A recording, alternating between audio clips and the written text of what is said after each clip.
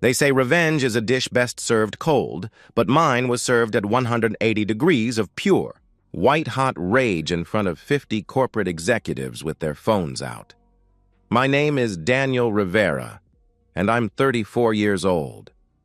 I'm a union electrician, licensed, skilled, and proud of what I do. 4 years of apprenticeship, countless hours of training, and a reputation among my crew that I've earned through sweat and competence. My hands are calloused, my back aches most nights, and my work clothes carry the honest stains of a man who builds the infrastructure that keeps this world running. I never thought that would be something to apologize for. But sitting in my living room tonight, watching my wife Clarissa scroll through her phone without so much as acknowledging my existence, I'm starting to understand that somewhere along the way, she decided it was. I just finished a 12-hour shift rewiring an office building downtown. My muscles ache, my jeans are stained with drywall dust, and there's electrical tape residue under my fingernails that I'll scrub off in the shower later. But there's satisfaction in the exhaustion, the kind that comes from honest work completed well. The building's electrical systems will function safely for decades because of what my crew and I accomplished today. Clarissa sits on our cream-colored sofa in a perfectly pressed business suit, her manicured fingers dancing across her phone screen. She's 32, a senior account manager at Prescott & Meyer, one of the city's most prestigious consulting firms. Her blonde hair is pulled back in the kind of sleek bun that screams executive, and her makeup is still flawless despite the fact that she got home 2 hours ago. She doesn't look up when I walk in, doesn't ask about my day, doesn't acknowledge that I exist. "Hey," I say, setting my tool bag by the door and peeling off my work gloves. She responds without looking up from her screen. I try again. "Rough day at the site. We had to completely redo the 3rd floor because the architect changed the layout last minute. Took us an extra 4 hours, but we got it sorted." Clarissa finally glances up, and the look in her eyes makes my stomach clench. It's not indifference, it's contempt. "Must be nice to just clock in and clock out without any real responsibility," she says coldly. The words hit like a slap. I stand there for a moment, trying to process what she just said. Real responsibility? I'm responsible for electrical systems that could kill people if I make a mistake. I'm responsible for making sure families have power, businesses can operate, hospitals can save lives, but I don't say any of that. Instead, I just nod and head toward the kitchen. "I'll start dinner," I reply quietly. As I move around our kitchen that my income helped secure, in the suburban home that my steady paycheck made possible, I think about how different things used to be. 2 years ago, when we first moved into this house, Clarissa seemed to respect what I did. She'd tell her friends about how skilled tradespeople keep society functioning, how the world would collapse without electricians and plumbers and contractors, but 2 promotions in 2 years changed her. She started dressing differently, talking about career trajectories and networking opportunities. She began attending after-work events she never invites me to, coming home with stories about clients and colleagues whose names I don't recognize. She started using phrases like value proposition and market penetration in casual conversation, as if the corporate jargon validated her existence. And somewhere in that transformation, she stopped seeing me as her equal. It didn't happen overnight.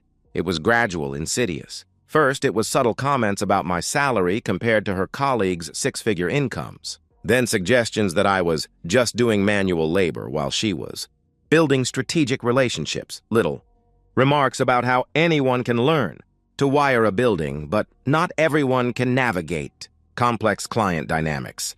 Each comment chipped away at something fundamental between us. I tried pushing back, defending my profession, explaining the skill required, the training, the responsibility of keeping buildings safe and functional. But Clarissa would just roll her eyes and suggest maybe I should go back to school and get a real corporate job to be more like her. Tonight feels different, though. There's something final about the way she looked at me, the casual cruelty in her dismissal. As I season the chicken and chop vegetables, I realize with crystalline clarity that my wife doesn't see me as beneath her. She sees me as a failure. We eat dinner in silence. Clarissa picks at her food while responding to emails on her phone. I watch her and wonder when exactly she became this person. When did the woman who used to curl up against me on this same sofa and talk about our future become someone who can't bear to acknowledge my presence? After dinner, she disappears into our home office to finish some client presentations. I clean the kitchen, do the laundry, and handle the household maintenance that somehow became exclusively my responsibility when her career started consuming her life. She emerges around 10 p.m., announces she's exhausted from a high-stress day, and goes to bed without another word. I lie awake next to her that night, staring at the ceiling, listening to her breathe. She sleeps peacefully, completely unaware of the damage she's inflicted. Or maybe she is aware, and she just doesn't care anymore. I didn't know it then, but that conversation was the beginning of the end. Because 2 weeks later, Clarissa would invite me somewhere she'd spent 6 years making sure I'd never go, and it would destroy everything. 2 weeks after the manual labor conversation, something changes. I'm eating leftover pizza at our kitchen table, still in my work clothes, when Clarissa walks in with an expression I haven't seen in months. She's almost nervous. "Daniel," she says, setting her purse down with unusual care. "I need to ask you something." I look up from my dinner, immediately suspicious. Clarissa doesn't ask. She informs, demands, or dismisses. Asking suggests she needs something from me, and we both know she stopped needing anything from me a long time ago. "What's up?" I respond. She sits across from me, smoothing her skirt with hands that seem slightly unsteady. "There's a company party Friday night. Annual celebration, open bar, fancy rooftop venue downtown," she explains, pausing to take a breath. "I want you to come with me." I actually laugh. I can't help it. The absurdity of the request hits me like a physical force. "You want me to come to a work event?" I ask incredulously. "Yes," she replies firmly. "Your work event?" I clarify. "Yes, Daniel." "My work event," she confirms with growing irritation. I set down my pizza and lean back in my chair, studying her face. In 6 years of marriage, Clarissa has never once invited me to a company function. Not once. Every time I suggested meeting her colleagues or attending corporate gatherings, she shut me down with an arsenal of excuses. I wouldn't fit in with the corporate culture. I'd feel uncomfortable around her professional peers. I might say something embarrassing. She made it clear that her work world was sacred territory, and I was permanently banned from entry. "Why now?" I asked directly. "After 6 years of telling me I don't belong in your professional world?" Clarissa's jaw tightens. "I never said that," she denies. "You said it last month when Josh from accounting invited us to his wedding." "You said I'd stand out like a sore thumb among the other couples," I counter. "That was different," she starts. "You said it when they had the holiday party at that country club. You went alone and told me I'd feel out of place with the partners and their wives." I continue. "Daniel," she tries to interrupt. "You said it when your boss got promoted and they threw him a celebration dinner. You said—" I press on. "I said it once," she snaps, her composure cracking. "One time, and you're acting like I've been excluding you for years." The lie hangs in the air between us. We both know she's said it at least a dozen times, in a dozen different ways, each excuse carefully crafted to keep me away from the life she's built without me. I lean forward, genuinely curious now. "So what changed? What happened to make you suddenly want your blue-collar husband mixing with your white-collar colleagues?" Something flickers across her face. Panic? Calculation? It's gone too quickly for me to identify. "I want you there, okay?" Isn't that enough? "Take it or leave it," she says defensively. Every instinct I've developed in 34 years of life is screaming that something is wrong. This isn't generosity or inclusion. This is strategy. But I'm also wounded, curious, and stupid enough to want to see what her world actually looks like. Maybe I need to understand what made her so dismissive of mine. "Fine," I say finally. "I'll go." Relief floods her features, but it's not the relief of a wife happy to share her professional life with her husband. It's the relief of someone who just cleared a crucial hurdle in a larger plan. That relief immediately transforms into control mode. "Wear your nice suit," she instructs, already back to her old self. "The navy one. And don't drink too much. You know how you get when you're nervous. Be charming, but not too talkative. Let me do most of the talking when we're in groups." I nod along, but I'm not really listening. I'm watching her face, cataloging the micro expressions that flash across her features. She's planning something. This invitation isn't spontaneous, it's calculated. Then she delivers the line that crystallizes everything. And Daniel? Don't tell people you're an electrician. Say you're in facility management or something corporate sounding. The fury that rises in my chest is so pure, so complete, that for a moment I can't speak. She wants me there, but only if I pretend to be someone else. Only if I hide the work that I'm proud of, the profession that built the life she enjoys, the skills that keep her office building powered and safe. Facility management? I repeat slowly. It's not a lie. You manage electrical facilities. It just sounds more professional, she explains. Professional? Like what I actually do is somehow unprofessional. Like the licensing, the training, the expertise, the union membership, the decades of experience. Like none of that matters because I work with my hands instead of pushing papers. I don't argue.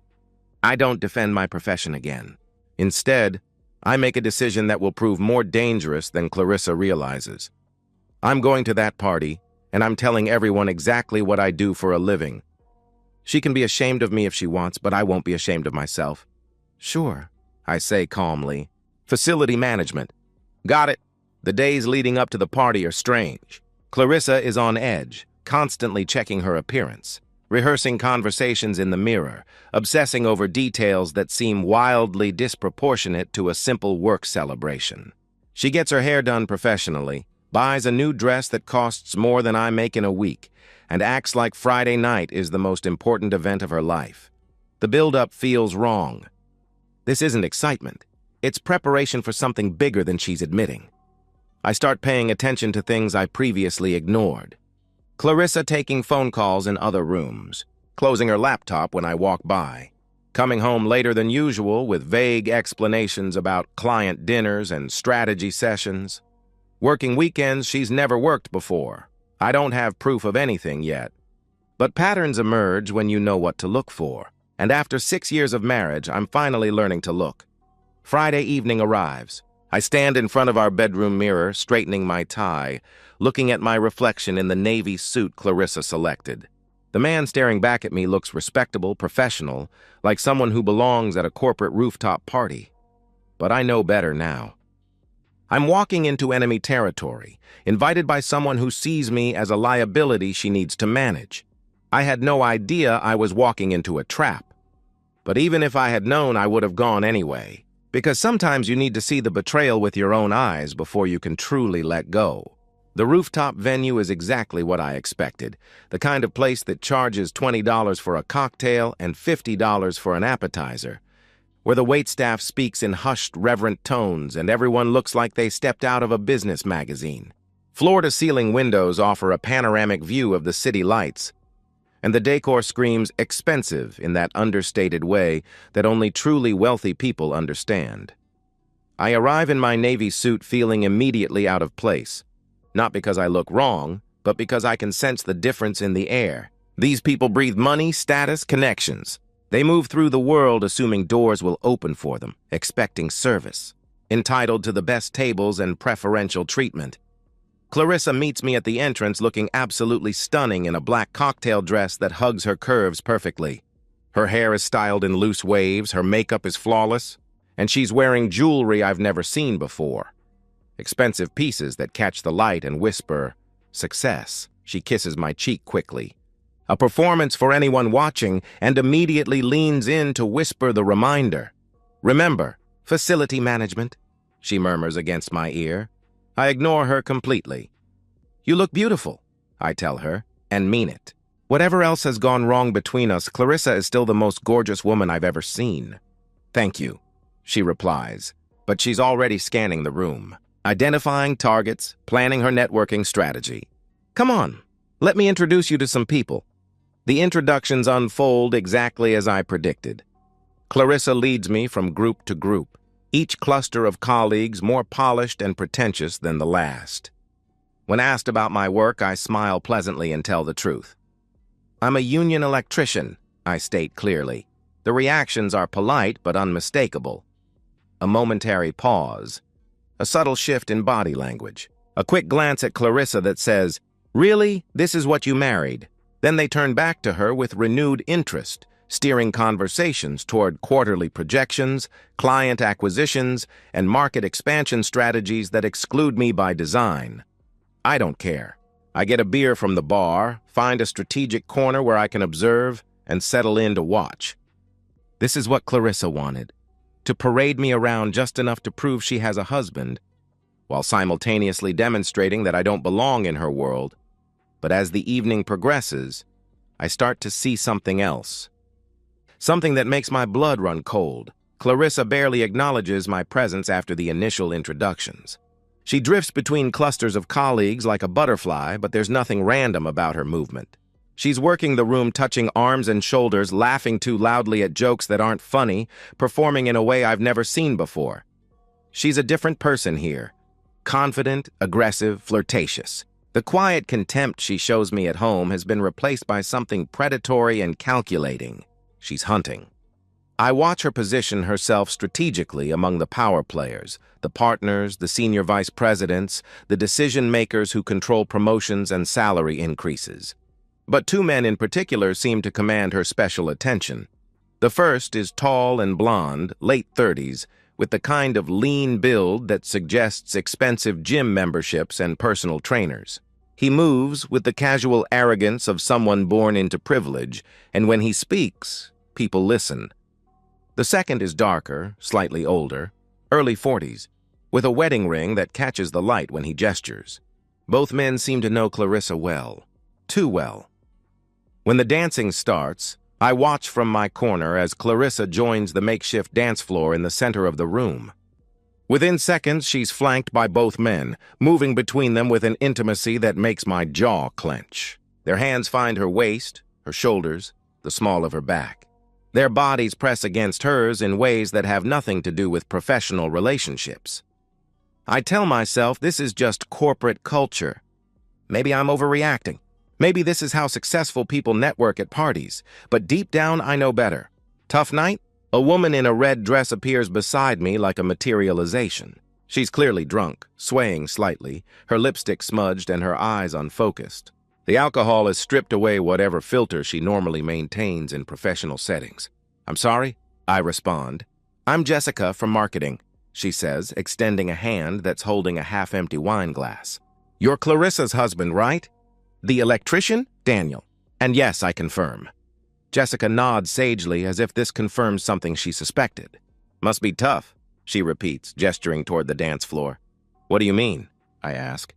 She looks at me with the kind of pity usually reserved for terminal cancer patients. "Watching Clarissa with Preston and Henry like that," she explains matter-of-factly. My heart stops. "Preston and Henry?" I manage to ask.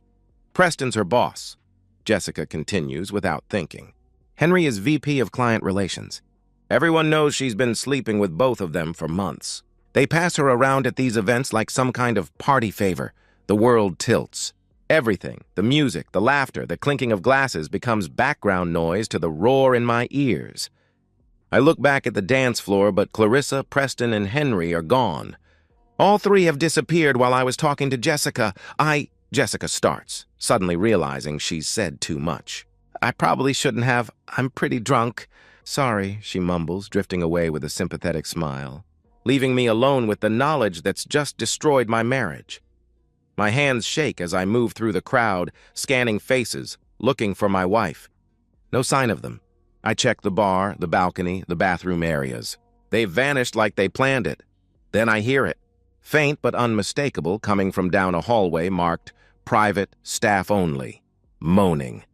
Clarissa's voice, breathless and urgent, punctuated by deeper masculine sounds.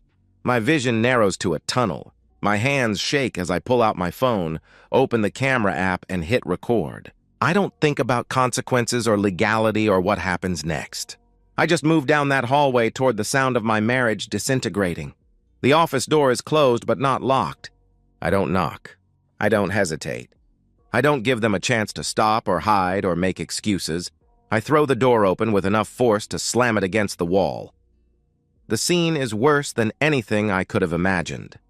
Clarissa is naked on a mahogany desk, positioned between both men, frozen in shock as camera light floods the room. For a split second that feels like eternity, nobody moves. The tableau is obscene, undeniable, permanently captured on video. Then Clarissa screams. The men fumble for clothes that are scattered across the floor. And my rage explodes like a dam bursting. What happened next wasn't planned. It wasn't strategic. It was pure primal fury, and it was caught on camera for the whole world to see. I don't think. I don't calculate. I don't weigh consequences. I just act.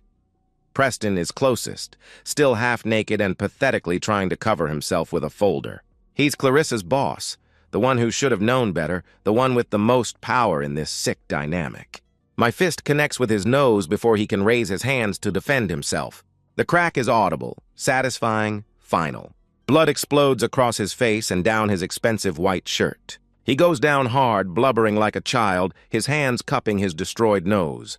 Henry tries to run. He's naked and desperate, scrambling toward the door with his clothes clutched against his chest. I grab him by the shoulder and spin him around, driving my other fist into his gut with all the force of 6 years of suppressed rage. He doubles over, gasping for air, retching onto the Persian rug that probably costs more than my truck. Daniel, please wait! Clarissa screams, trying to cover herself with papers from the desk.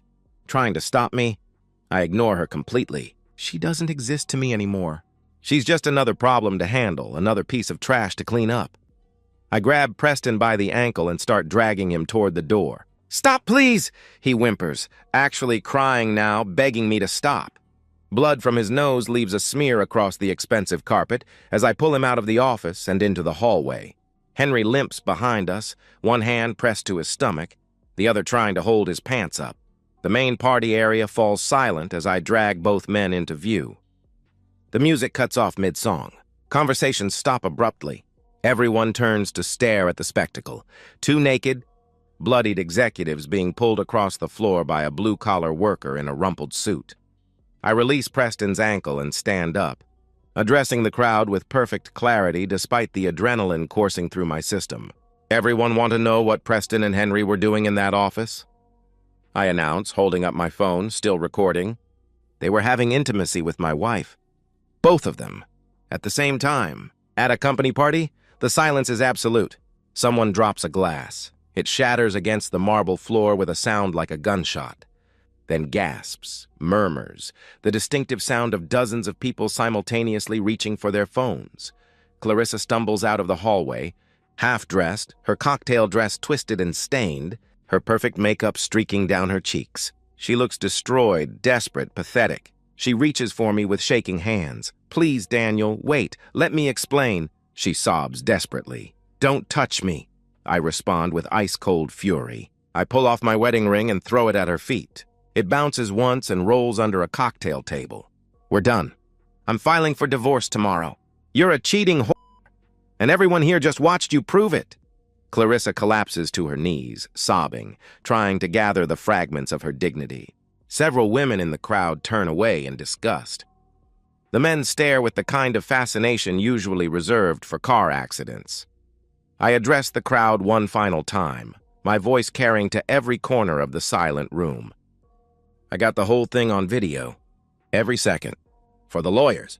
Then I walk out, leaving carnage behind, my sobbing wife, 2 bleeding executives, and a room full of people already pulling out their phones to capture the aftermath for social media.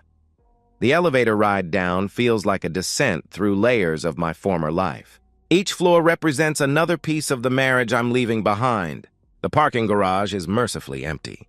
I sit in my truck for several minutes, hands gripping the steering wheel, trying to process what just happened. My phone buzzes. Text from Clarissa. "Please come back. We need to talk." Another buzz. "I can explain everything." Another.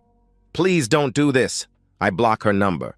The drive home is a blur of city lights and rage. By the time I pull into our driveway, I've made a decision. Clarissa is not stepping foot in this house again. This is my sanctuary now, and she's forfeited any claim to it. I call an emergency locksmith. Within 2 hours, every lock is changed. Clarissa's key is worthless. While I wait for the locksmith to finish, I call Raymond Torres, a divorce attorney my union rep recommended after his own messy split. "Raymond, this is Daniel Rivera. I need to meet tomorrow morning at 9, I tell him when he answers. What's the situation? He asks professionally. Caught my wife cheating. Got it on video. Both guys, same time at her office party, I explain bluntly. Send me the video immediately, he responds without hesitation. His reply comes 20 minutes later. This is airtight. She gets nothing. See you at 9 a.m. I spend the next hour methodically packing everything Clarissa owns. Clothes, shoes, makeup, jewelry, her laptop, personal items, family photos, everything goes into black trash bags. I'm not angry anymore. I'm efficient. Each item represents a piece of our shared history that I'm permanently discarding. When I'm finished, I drag all the bags to the front lawn and pile them by the curb next to the actual garbage cans. The symbolism is deliberate and unmistakable. My phone has been buzzing constantly, Clarissa calling from different numbers, trying to reach me. I ignore every call. Around midnight, she starts showing up in person, pounding on the door, begging me to let her in. I turn off all the lights and wait for her to leave. By Saturday morning, the video has taken on a life of its own. Someone at the party, probably Jessica from marketing, posted their cell phone footage on social media. The clip shows Clarissa stumbling out of the office half-dressed, me throwing my wedding ring, the bloodied executives trying to cover themselves. It's gone viral. The view count climbs throughout the morning. Thousands become tens of thousands, then hundreds of thousands. Comments flood in.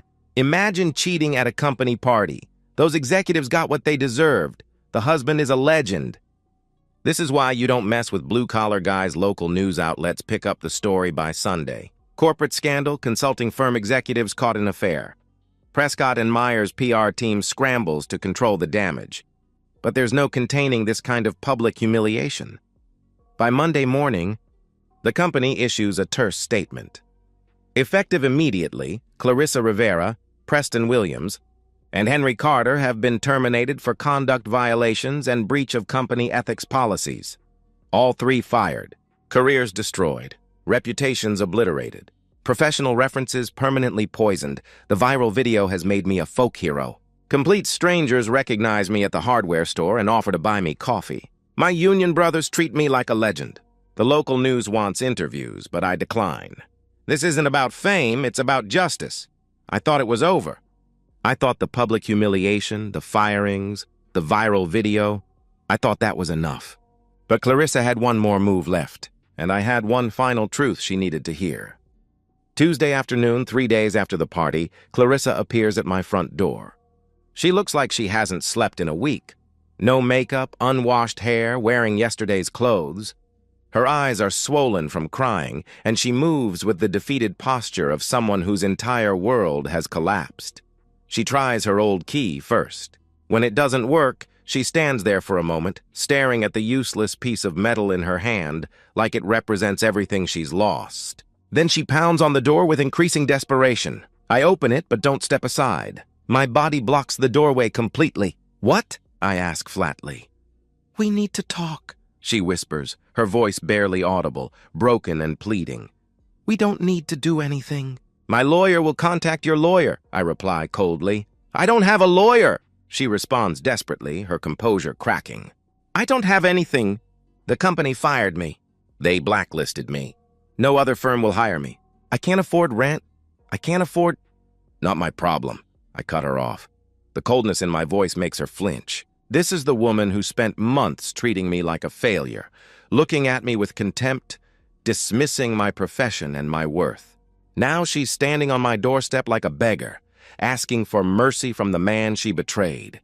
She tries to push past me into the house, our house, the life we built together. I don't budge. Please, she pleads. Just let me explain. Explain what? That you've been sleeping with 2 guys behind my back for months? That you brought me to that party to humiliate me while you disappeared with your lovers? What exactly needs explaining? I demand. Clarissa crumbles, sinking onto the front steps, sobbing with the kind of raw desperation that might have moved me a week ago. But that was before I saw her naked on a desk between 2 executives. Before I learned that everyone at her company knew what she was doing. Before I realized our entire marriage was a lie. She tries every angle she can think of. It was a mistake. It didn't mean anything. She got caught up in corporate politics and power dynamics. Preston promised me a promotion if I slept with him, then Henry got involved, and it spiraled out of control, she explains frantically. I never meant for it to happen. I'm in therapy now. I understand what I lost. I love you. I'll do anything to fix this. I listen without expression, letting her exhaust herself with excuses and justifications and desperate promises. When she finally stops talking, I deliver the truth she needs to hear. So you're a cheating woman, and you were prostituting yourself for a promotion. That's even worse, I state matter-of-factly. Don't call me that, she protests. You had intimacy with 2 guys at once at your office party while your husband was in the next room. What else would you call it? I ask bluntly. She sobs harder, trying to explain corporate culture and networking and the pressure to advance her career. I forgot what really mattered. I lost sight of our relationship.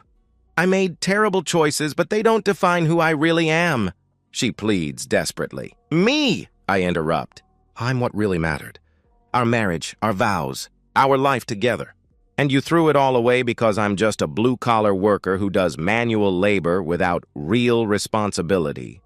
She denies it weakly, but we both know every word is true. I point at the trash bags lined up on the curb like refuse waiting for collection. Your stuff is right there. Take it and leave, I command. Where am I supposed to go? She asks desperately. Call Preston or Henry. Oh, wait, they got fired too. And Henry is married, so his wife probably isn't feeling too charitable right now. Guess you'll figure it out, I reply without sympathy. Clarissa makes one final attempt to reach me emotionally, sobbing about the years we spent together, the love we shared, the future we planned. But I'm done. I've heard enough lies to last a lifetime. If you're not off my property in 5 minutes, I'm calling the police for trespassing, I warn her. She staggers to the curb and starts loading the trash bags into her car, one at a time, crying the entire time. Neighbors watch from windows and doorways, some with obvious satisfaction, others with the kind of uncomfortable fascination that public humiliation always generates. When she's finished loading her belongings, she turns back one final time. I loved you, Daniel, she says through her tears. I deliver the killing blow. No, you loved what I provided. You loved having a stable home and reliable income while you climbed your corporate ladder. You loved the security of a marriage while you messed around with executives. But you never respected me. And without respect, love doesn't mean shit. I close the door and lock it. Through the window, I watch her drive away, taking nothing of value and leaving behind a marriage that should have lasted forever. The divorce proceedings move forward with ruthless efficiency. My video evidence makes Clarissa's adultery undeniable. The prenuptial agreement she insisted on 6 years ago, designed to protect her career assets, now protects me instead. I keep the house, my truck, my retirement accounts, everything we built together. Clarissa gets her personal belongings and nothing else. 3 months later, the divorce is final. The papers are signed, the assets are divided, and Clarissa Rivera is officially erased from my life. I sit in my kitchen that evening, in the house that's finally mine alone, drinking a beer and reading the final decree. It's quiet, peaceful. For the first time in years, I feel like I can breathe. 3 months later, the divorce was final. The video had made me a folk hero. Clarissa was radioactive. But the real revenge, that was just beginning. 3 months post-divorce, my life has stabilized beautifully. The viral video made me a minor folk hero. My union brothers treat me like a legend. Strangers recognize me at hardware stores and buy me coffee. The house is mine, paid off and peaceful. I got promoted to master electrician, leading my own crew now, earning more than I did during my marriage. Clarissa's life has imploded completely. No consulting firm will hire her after the scandal. Her LinkedIn profile is scrubbed of all Prescott and Meyer mentions, but the internet never forgets. She's working retail at a department store, living in a studio apartment. Her corporate ambitions reduced to ashes. The woman who looked down on blue-collar work is now folding clothes for minimum wage. Preston and Henry face their own reckonings. Preston's wife divorced him and took everything. The house, the cars, custody of their kids. Henry got demoted at his next job when someone recognized him from the viral video. Both men's careers are permanently stained. 6 months later, I'm thriving. I coach youth baseball on weekends, reconnect with hobbies I abandoned during my marriage, spend time with friends Clarissa considered beneath us. At a community cookout, I meet Lisa, a public school teacher who thinks my electrician work is incredibly respectable and important. She doesn't care about tax brackets or corner offices. She cares that I show up, do good work, treat people with kindness. We exchange numbers, take things slow, build something real. 1 year later, Clarissa tries one final time, a long email apologizing, explaining therapy, asking for closure. I read it once and delete it without responding. I'm at a baseball game with Lisa when Clarissa's follow-up text arrives. Please, I just want to talk. Lisa notices my expression. I block Clarissa's new number and tell Lisa, just clearing out some old trash. Lisa smiles. On the field, a kid hits a home run. Everyone cheers. I realize I haven't thought about Clarissa in weeks. She's just gone. A closed chapter, a mistake learned from, a life I'm happy to have left behind. I learned that respect is non-negotiable. That status means nothing without integrity. That blue-collar work isn't lesser. It's essential and honorable. Most importantly, I learned the best revenge isn't violence or public humiliation, though those felt good in the moment. The best revenge is building a life so fulfilling, so genuinely happy, that your ex becomes completely irrelevant. Clarissa destroyed everything for 2 executives who didn't respect her enough to use a hotel. I lost a wife who never valued me and gained freedom to find someone who does.